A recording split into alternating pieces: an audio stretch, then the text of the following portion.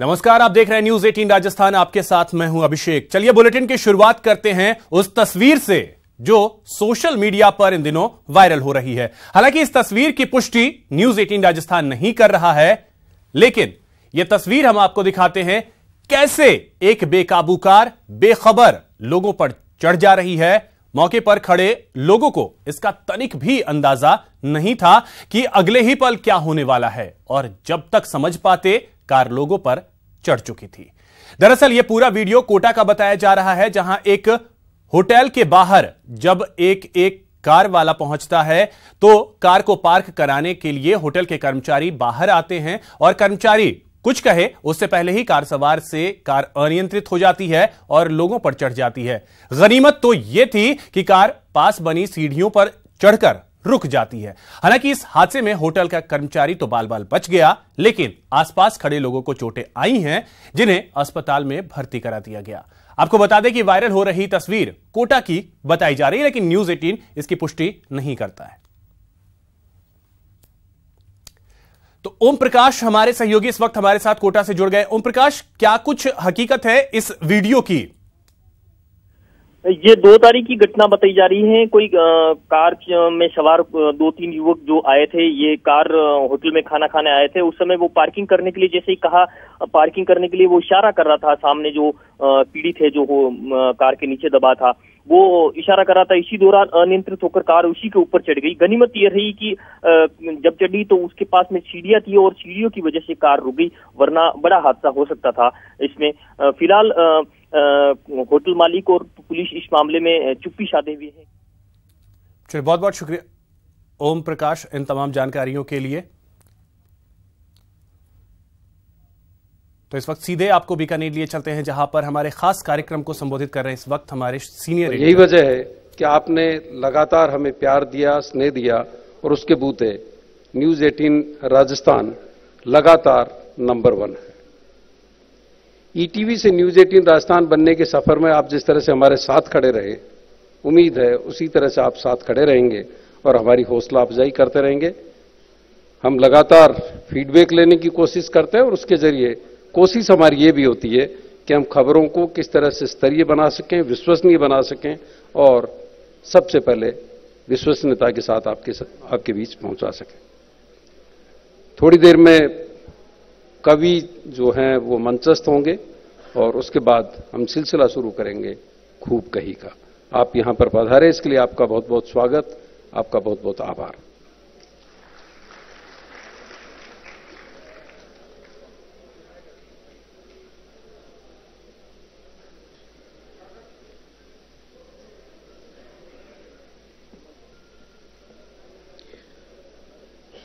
और स्वागत स्पीच के बाद मजमा नहीं महफिल नहीं अरमान सजाए हैं, मजमा नहीं महफिल नहीं अरमान सजाए हैं, न्यूज 18 की इस बज़्म में मां सरस्वती के लाडले आए हैं।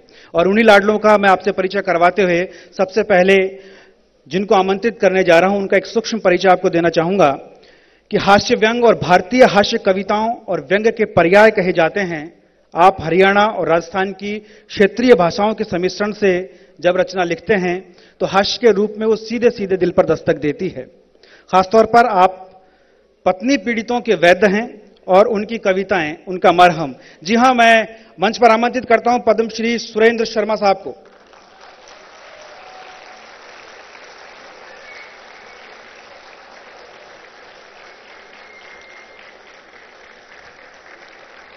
आपका मंच पर बहुत बहुत स्वागत है।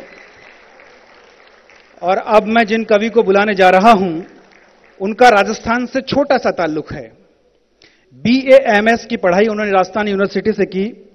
उन्हें गीतों का नवनीत कहा जाता है, प्रेम के लयबद्ध गीतकार वो कहलाते हैं।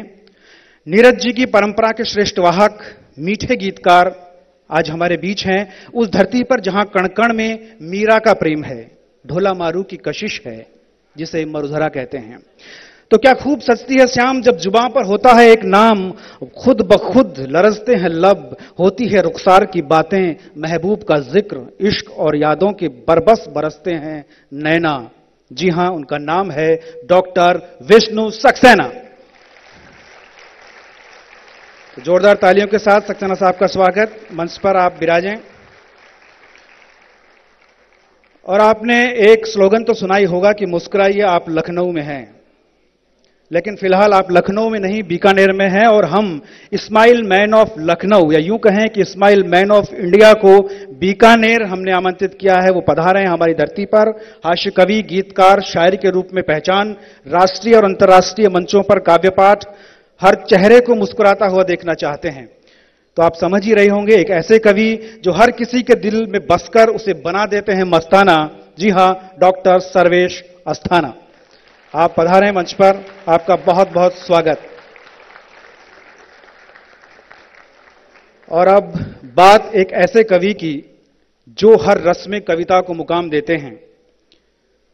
और मुझे मालूम है बीकानेर की आप बेसब्री से इंतजार कर रहे होंगे एक ऐसे ही कवि का, क्योंकि कविताओं के प्रति आपकी दीवानगी, आपकी ताड़ियों की गड़गड़ाहट बयान कर रही है। तो मैं मंच पर आमंत्रित करता हूं डॉक्टर प्रवीण शुक्ल को। शुक्ल साहब तशरीफ लाएं।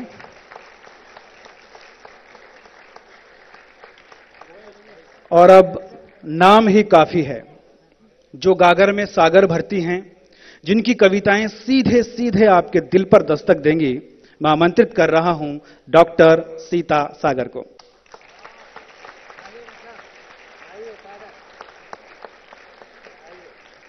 आपका बहुत बहुत स्वागत है।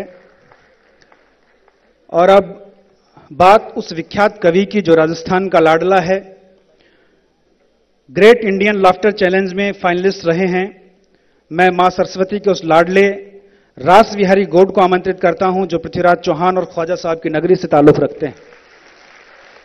अजमेर से रास बिहारी गौड साहब।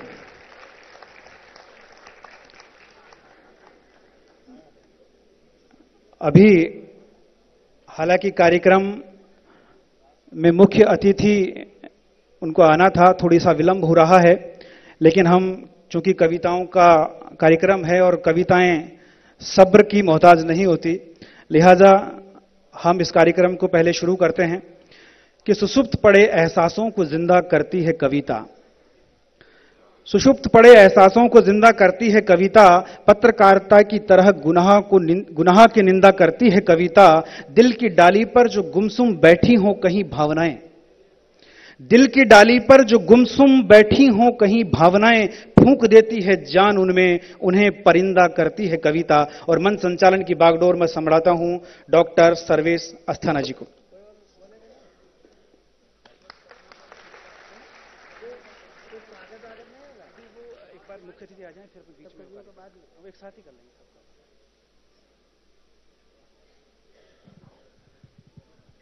चलिए, आप सबको प्रणाम किया जाता है।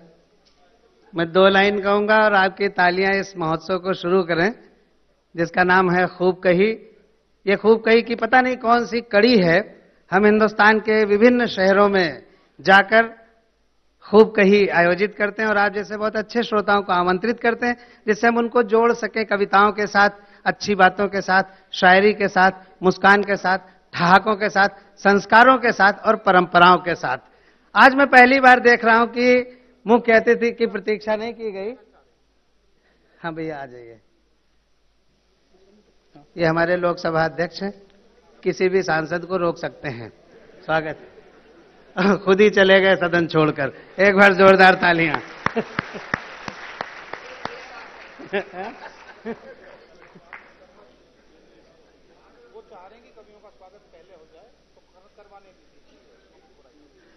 वो कुछ चाह रहे हैं, जो वो चाह रहे हैं वही होगा, क्योंकि हम उनके बुलावे पे आए हैं। हम अपनी मर्जी से कुछ नहीं कर सकते। जोरदार तालियां। आओ भाई साहब, कुछ तो करवाओ हम लोगों का। कुछ होना बहुत जरूरी है। अभी मैं हटूं। कोटा शहर की करते हैं, जहां पिछले 15 दिनों से राजस्थान इंडियन गैस के गोदाम पर इस तरह लोगों की गैस सिलेंडर लेने के लिए भीड़ जुट रही है। लोगों के मुताबिक आज 2 से 3 दिन बाद गैस गोदाम पर गैस सिलेंडर की डिलीवरी को लेकर यह ट्रक आया है। सिलेंडर लेने के लिए करीब 200 से 300 मीटर तक लंबी लोगों की लाइन लगी रही। लाइन सुबह 7:30 बजे लग गई थी, जो दोपहर तक खत्म नहीं हुई। बता दें कि राजस्थान इंडियन गैस एजेंसी संचालक घरों पर सिलेंडर की सर्विस नहीं दे रहा है। एजेंसी से करीब 11,000 उपभोक्ता जुड़े हुए हैं। ऐसे में लोगों को 3 से 4 किलोमीटर दूरी तय करके मोटरसाइकिल या किराए लगाकर इस गोदाम पर सिलेंडर लेने के लिए आना पड़ता है।